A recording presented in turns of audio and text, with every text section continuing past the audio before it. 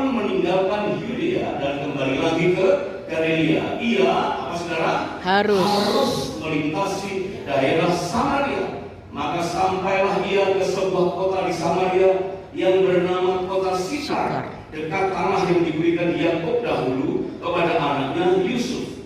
Di situ terdapat sumur Yakub. Yesus sangat letih oleh perjalanan. Karena itu ia duduk di pinggir sumur itu hari kira-kira pukul 12. Inilah kisah pendek, saudara, yang menjelaskan beberapa versi dari Alkitab disebutkan it was necessary for.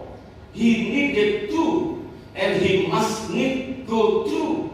Melintas, dia harus menerobos, dia harus melewati satu daerah yang tidak biasa orang Yahudi lakukan. Dan kata harus ini dalam bahasa Alkitab asli disebut kata dehon.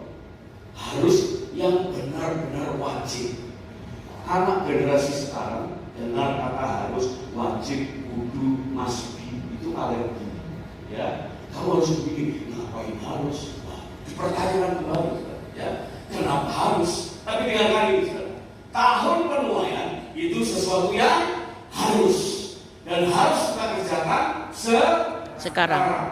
Contohnya adalah kisah perjalanan Tuhan Yesus ada di dalam peta ini, ya. Orang Yahudi kalau mau ke Galilea, jika dia dari Yerusalem atau daerah Yudea, dia harus melipir ke daerah sampai ke Laut Mati, ke kiri, saudara. Dia tidak biasa melalui daerah Samaria.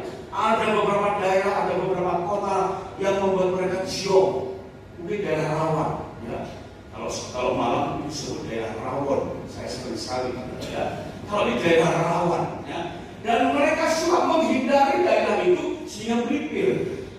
Tapi hal itu Tuhan Yesus berkata, aku harus. Wah, sesuatu yang membuat murid-murid, kenapa harus? Dan inilah sebenarnya poinnya, ya. Kita melakukan sesuatu yang mungkin menurut kita bisa ditawar.